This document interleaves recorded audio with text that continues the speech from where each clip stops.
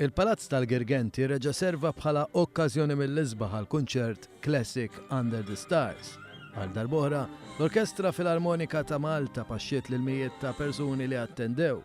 Il-kunċert ittella l-5 darba u sar taħt id-direzzjoni tad-direttur ewlieni tal-Orkestra Nazzjonali Brian Xkembru bis-sem tal-mezzo sopran Heather Halevi. Waqt dan il-kunċert li sar il-ġimgħa fil-għaxija, indaqqet mużika popolari klassika u xogħlijiet orkestrali ta' kompożituri magħrufa fosthom Tchaikovsky, Bizet, Saint-Saëns kif ukoll Defala.